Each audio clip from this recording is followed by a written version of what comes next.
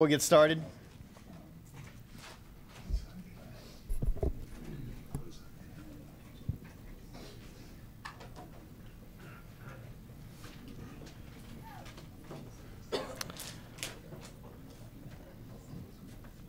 right, good afternoon and welcome to the Wilson Center. Week 5 of Tulane football. This is the Rutgers week. A couple things before we get started. Kickoff will be at 11:01 Central, 12:01 Eastern from High Point Solutions Stadium in New Jersey. The game will be on ESPN News. We have a listing on the table, and I also sent it out yesterday of hopefully about every possible way you can see it on TV, on the radio, internet, and following on social media. So please make sure you pick that up. Also, just a reminder, after the Rutgers game on Saturday, we'll have a bye week, so there will be no press conference next week. Just if you guys need something, please holler at us. We'll get you the practice schedule on Sunday, as we have in the past. And now is our head coach, Curtis Johnson. Thank you guys for coming out again. You know, it was a disappointing week for us. We thought we went up to Duke. We did go up to Duke, and I thought they were a very, very good football team. They were Coastal Division champions. They played for Florida State. Our team did some good things. I was very impressed how we ran the ball. And, the running of the ball was one of the things that we hadn't been able to do, not since my time here or for a long time. This young quarterback took us down the first drive, played well.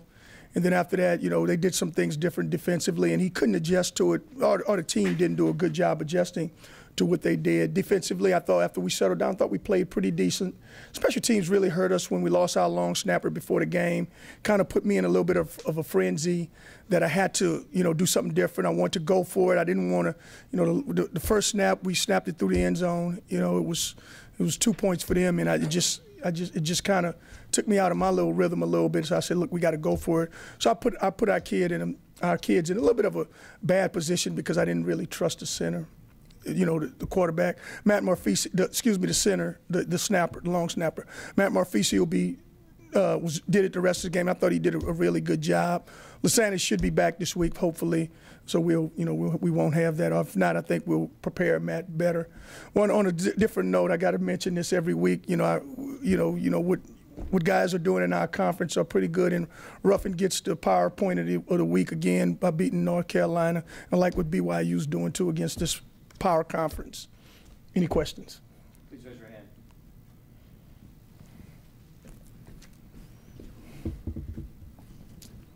Coach, I know you've had to think about this for about 10 million hours, but what can you do about your special teams in general? Because it's costing you games, and I know you've gone over and over of that. I mean, as the guy who runs the program, what can you do? Well, here's what we're doing right now. What we're doing is sometimes we got to take some starters off of kind of what we did at the University of Miami. We took some starters off of the regular downs and put them on special teams. I don't know if that's going to be a help. I really love our punt returner, Teddy Veal. I think he's going to be a great player. There's some learning pains that we're doing. Our kickoff return really only hurt us one time, and that's because sometimes we got a different kicker every week. Our kickers hurt, and so we don't kick the ball where we want to, so it doesn't give us a chance. If we kick left, deep left, ball goes in the middle of the field, that's the way we're turning. Our young kids got to really see the ball and do those things. So we're working on it. I think we're doing a decent job of making some improvements. The kick, the snapper was just one of those things that I felt going into it that we were better, and we were getting better with the snapper kicker in operation, and then all of a sudden the snapper goes out, and so it cost us a penalty and it cost us some points also. Can you talk about what happened to him before the game? He snapped on his fourth snap. He said he had a quad pull, and whatever that is, I guess that's this muscle in front of your leg, and he couldn't bend over anymore. So he couldn't snap because he couldn't bend, and so it was just we had to make some decisions before, and we kind of made the best decision we could with Matt. What's more frustrating, what you had in 2012, which was a team that wasn't quite talented enough to compete a lot of weeks, or a team like this, which is talented enough to win, but is making mistakes repeatedly and costing itself games? Well, the difference is it's always most frustrating to lose, but I think the difference is in 2012, some of the opponents we played wasn't these guys that we play, Georgia Tech's 4-0. They went to Virginia Tech. They just beat them. You look at Duke. They're 4-0. They're probably going to beat the University of Miami this week, and they'll beat them. And then you look at Southeastern. They probably one of the best teams in Division I AA. So you really don't have a break. You go to Tulsa the first week. That's a toss-up game. You go on the road and you got some young kids, and you miss that opportunity. Here's the frustration about this is, one thing in 2012, we did make some mistakes. We made a lot of mistakes, but, we were good enough to overcome the mistakes, and we were experienced enough. We had some experienced players. 3 of those kids on that team playing in NFL, and so, we love to have those guys back to help us with some leadership and some things. Well, now we got some kids now that's just, they just feeling their way a little bit against some teams now that are seasoned teams. You look at these teams, and they're all veteran teams that we're going against. We got another one this week that's a veteran team. So, we just got to play it, and we can't make mistakes. Back on the special teams, do you feel like you put in adequate time in it in the preseason? And is there something that you can do as far as time now, maybe especially with an open date coming up next week? Yeah, we have had total practices devoted to special teams. Every double day that we had, which was 4 or 5 double days, the whole second practice was devoted to special teams. I think one of the problems is, I guess you say you got to put your eggs in one basket. If you got one long snapper and the long snapper goes out, snaps one over your head, you're just like, wow. And then, then you got a young returner who's going to be a dynamic young player. I went through this with Devin Hester. I went through this with Roscoe Parrish. He missed one, but this kid's going to be a really, really good returner for us. But it's just sometimes, you misjudge it. You're on the road. You're playing in a different venue. It's first time, and he got a little bit nervous. The kids' coverage teams really hadn't really hurt us that bad. A couple times guys yip out the back end, and those things have happened, but it's the snapper center exchange, and it's the snapping over your head, and it's where the direction of the kicks are things that's really hurting us. But if you look at our coverages and you look at some of the stuff, it's it's been pretty decent. Another thing that I know has probably kept you up at night a little bit has been the place kicking. What do you do there? I mean, I understand he's young and he's coming along and this is part of the process, but at what point do you feel like you have to make a change? At what point do you look at Trevor Sims and go, hey? Trevor's hurt right now, so I would love to have Trevor. I just don't, and I would say this, we went through competition with all those kickers and by far, he was the one that came out the best of the competition, and it's just, I would say this. I wish I hadn't had to play a true freshman in this situation, but I have to play a true freshman. We were so grateful that we had Cairo for the number of years that we had Cairo, and he struggled a little bit early on in his career, and then all of a sudden he began to get it. I think this kid's going to be a really good kicker. It's just the idea of sometimes you ask a kid to do some things that he's not quite ready for, and I don't know if we got another guy in the program that I could say, okay, here's you handle the kicker. I love to see Trevor, but Trevor's not practicing. How much of his inconsistency is due to the operations issues, and how much of it is him? The operation is getting better. The operation hadn't been perfect. Sometimes, when you snap the balls here and there and everywhere, any little thing with these young players, it kind of distracts them a little bit. But some of it is him. I'm not going to say it's all the operation, but he's not really that bad. It's just he gets in these funny positions where all of a sudden the operation's a little bit off and he can't recover from it. And meanwhile, Cairo last year, I think it was the UL Monroe, makes the operations can make a mistake there, and he still nails the long kick. Yeah, well, he's been a program for 4 years, and he was the Groza Award winner as a junior. He didn't miss one, and so he's practiced. He had millions of practice snaps, and he had summers. He was going to kicking clinics. Where this kid last year, this time, he was trying to find a prom date.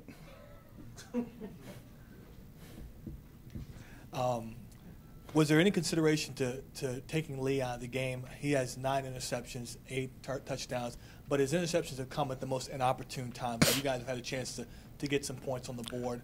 Maybe take him off the field and let him watch a little bit. Do you feel like you haven't put too much on this young kid? No, I don't think so. I think he's the best player, and I think we know he's the best player. I think our kids think he's the best player. I think you got to grow up sometime. And, the 9 interceptions, here we go. We go to the one, the pick 6. I'm telling the kid, we all tell him, hey, look, the Harvey's going to be open, throw to Harvey into the boundary. Well, this is the first time they ever ran this defense. They used to run this defense. The Gators used to run this when I was at the University of Miami, 2-trap. Well, they brought the corner inside the stop the run. He's taking a backside B gap.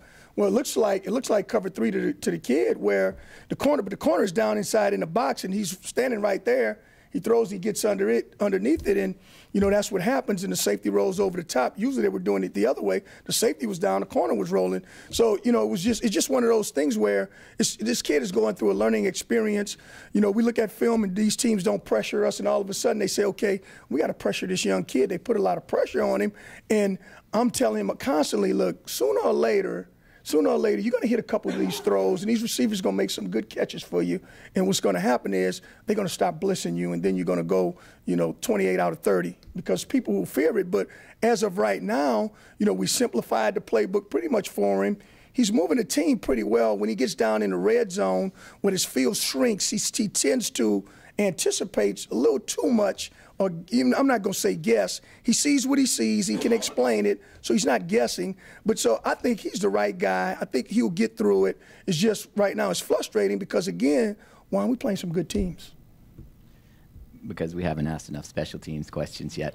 On your own kickoff returns, you see Hilliard 7 yards, 10 yards, 12 yards. What's the issue going there? It looks like he's kind of running in slow motion. Well, again, and I'd love to say, I got a guy back there that's been doing this for a couple of years, but we had a returner. He's no longer with us, and now all of a sudden, and we spend most of our time with him. Now all of a sudden we put Hilliard back there, who's right now the best option for us right now, and he's still feeling his way. And it is what it is, and I think he'll get better.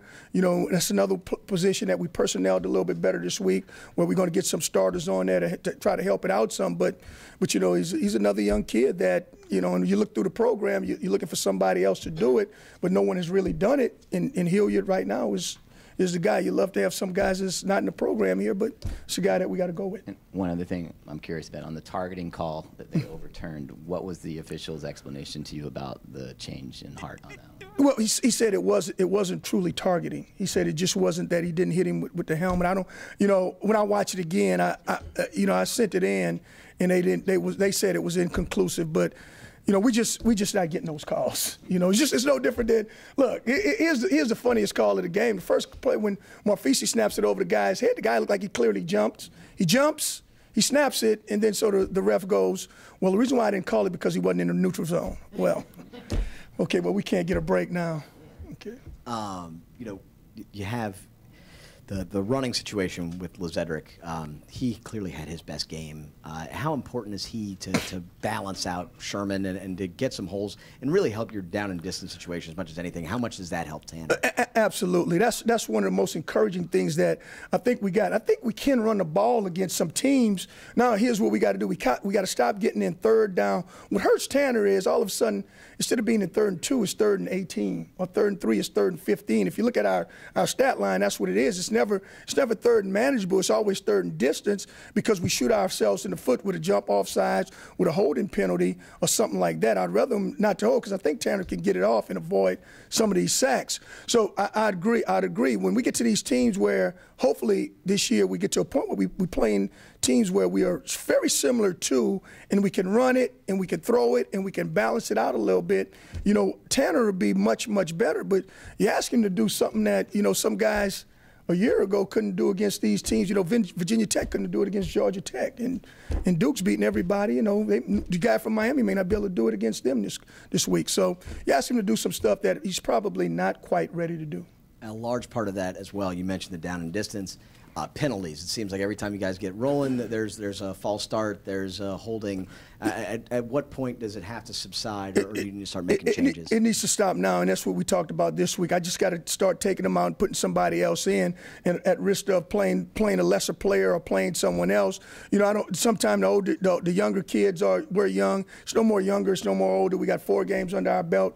Now it's time to let's knuckle down and let's do the best we can, and let's stop doing that. It's silly.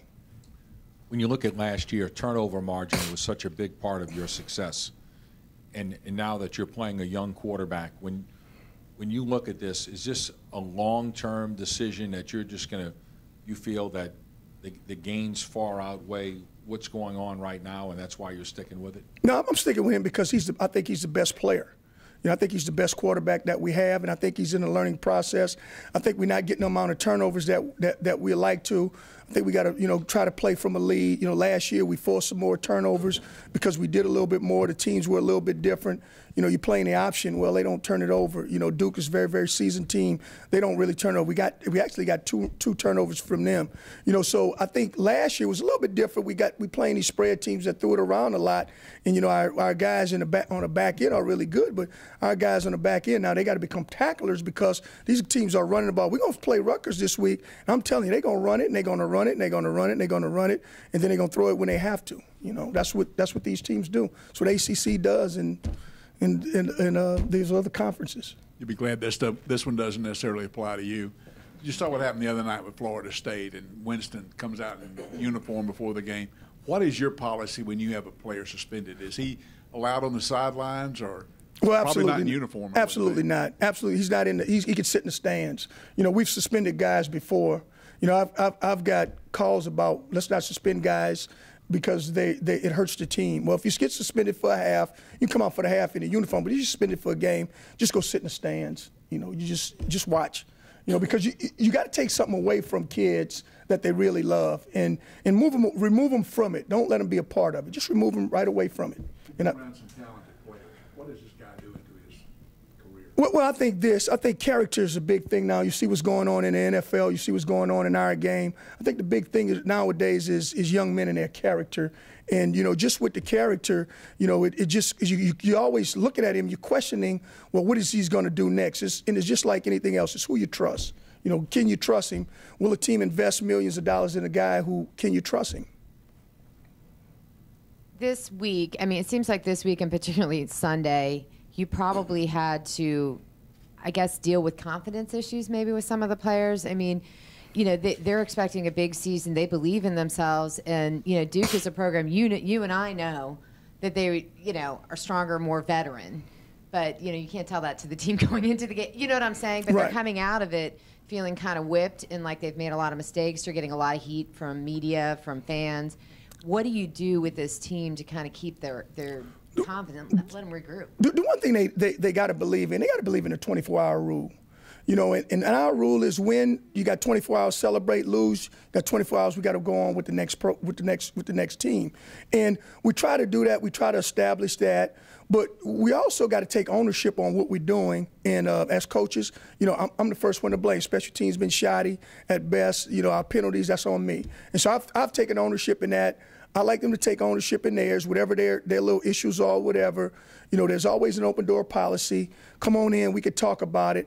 I think the confidence will come when you just begin to play and you get out there and you start playing. And like today, I thought we threw and caught the ball pretty good today. I mean, we were around and Tanner threw it well, and it you know, practice looked pretty good. We've been having some good practices. It's just, you know, we hadn't played well because we're playing against some opponents that are very, very good football teams. On that point, what did you focus on in practice today? Well, we focused on some of the stuff that Rutgers is doing. Their defense is a little bit different from something that we hadn't seen. So we're doing a little bit of different, a couple different things, a couple different wrinkles offensively. I think, you know, defensively, you got to stop the run. If we can stop the run, we'll have a chance. What are you looking at defensively? Be specific about what you're having to adjust to. They're big and physical, and they're a good running football team. Very smart. And then, is there anything mechanically going wrong with Lee? No. Nothing. Okay. He's throwing it in there good. I mean, it's not mechanics at all. Okay. The last question is, you know, as special teams, I know you have a lot of coaches that contribute to special teams coaching. Are you making any adjustments there? Are you pulling more from the bench, or, you know, are you kind of sticking with the same thing, just trying to tighten the ship? No, we're like I said, we're putting starters. We're getting starters from scrimmage down. So we're trying to move better starters in special teams. We're trying to make it, I guess I call it a little bit more special in our special teams play. But, you know, some of it is just, you know, we just got to get the kicking, snapping, and punting operation down. If we get that down cleaner, because our numbers aren't as good as they were a year ago. And again, you know, we had Cairo, and Cairo was special. And then just getting these kick coverage teams to cover like they're capable of doing, getting some cover guys in, and you know, I think we'll get that done. You haven't pulled in any other coaches, though, I guess is what I'm saying. Well, we all do it we do it all as a group. You know, we do it as everybody has a phase. Jason is the quote coordinator, but he's the one who ramrods it. But everybody has a phase in the program, and we all do it together. We meet on it and we do it together. CG, Darian Monroe was your first big recruit here, and you talked about the impact that he would have on the program because of having that localness to him. How has he been as good or better than you could have ever imagined? Him coming in as a freshman, moving up? Much better. Much better. You know, there's not a program where you could say a true freshman could come in and a true freshman could play and make a contribution. He's like the leader. He's a quarterback on the football field. He's very, very active. You know, I think that's the one player that everybody has to know where he is. He's on the ball. He's on the line. He's our Ed Reed. He's our Palomalu. You know, when I was in the league, those were the guys that Darian was very similar to. You know, what he brings is he brings a lot of leadership, but he plays so hard and he plays with a lot of heart and soul and vigor. You know, you just love guys like him. How big of a deal was it when you got him because of all the other teams that really wanted him, teams that probably are highest stature football-wise compared to Tulane? Yeah, you know what, I think Lionel did a fantastic job, you know, selling him as a DB and selling, you know, Darian on staying home. And I think it was a big get for us, and he's been huge here, you know, just getting on the field and playing. And you know, you watch him hit people, you watch him run guys down. You know, he's just a heart and soul. And he's a guy that, you know, he's one of the guys in the community that you know, recruits really look up to. You know, I remember recruiting like Leonard, and Leonard said, well, if Darian's coming, I'm coming. And then, you know, the linebacker Williams, Williams said, well, he's from my school, I'm going to come. So, you know, he is Darren Williams. So it's, you know, he's one of those guys that has a magnetism about him. I was going to ask my last question. When you got him, obviously that opened the door for players from River Parishes, from the West Bank, to kind of look at Tulane in a different light. Can you give me some examples of how he's changed your recruiting base? Well, just River Parish-wise, if you just look at the guys that we are even getting in on at the River Parish, and you know I can't say names, but we're getting some guys in our suite. We're getting some guys around here that, you know, who understand who Darian Monroe was and who he is and the kind of impact that he had on you know, just them and the type of player that he was. You know, it's hard to get the first one because what happens is they'll say, I want to go here, I want to go there, I want to go there. And all of a sudden you get a Monroe, and you say, okay, well, Tulane is okay. If Darren's going to Tulane, then I can kind of do the same thing. How about the players that are on the roster now? Some players that you may not have had a chance of getting before Darian. Yeah, you know, look at Leonard, you look at Darren Williams, you look at him, you know, a lot of other players who knew him, Royce and those guys, they all knew each other. And Darian was the one guy who was calling and who was, you know, was saying, I think, you know, he knew Tanzel Smart, he knew a bunch of these guys just being local, and he's the one guy that go out there vocally and say, come on, let's come to Tulane, let's make this our team. Let's get off the special teams kick. That's okay. But is it correct to say that on a team that maybe doesn't have the greatest margin of error, offensively and defensively, that the importance of special teams is magnified because those can be such game-changer plays? I'm thinking of the fumble on the punt the other day when you're still in the game. Very, very much so. I would say that the special teams is probably the thing that if there's going to be some teams that you're going to get outplayed offensively. There's some teams that you hope not, but you may get outplayed defensively. But special teams, you got to outplay them, and special teams hadn't held up their end of the bargain yet. You know, besides turnovers, I think the special team play, just the operation and stuff like that, hadn't been very good. On your kickers, does it come down to a matter of evaluation when you sign them? And are you using scholarships on all those? No, you know, are you using scholarships? Does it come down to evaluation or development when they get here, or what? Well, we just got caught in a situation where when we had Cairo, we didn't have a kicker. We didn't have a kicker in the wings. You know, you usually have a Cairo, and then you go and you get another one. Well, a year Cairo came out, the kickers were like, we're not coming here. You got a junior Grozo Award winner. Why would I come here and play for you? And so then that last year, you know, everybody want to say, okay, I want to come in. I want to be a true freshman. I want to be a starter. Well, Cairo's year, you know, when he won a Groza, he was a junior, and you're recruiting every kicker in America because knowing that he has another year, nobody wants to come, you know, because if you feel, I want to be a 4-year starter, I want to be a kicker. So then now all of a sudden you like a kid to come, red shirt, watch Cairo, watch the work ethic, watch everything. Well, now you didn't have that, and so all of a sudden you got a kid that's just trying to feel his way a little bit. That I think is going to be a good player. He's just feeling his way. you lost a little more sleep than usual since Saturday over all this? Look, my wife's gonna kill me. She's gonna kick me out. I'm gonna be in another room if I keep doing what I'm doing. Thank you guys very much.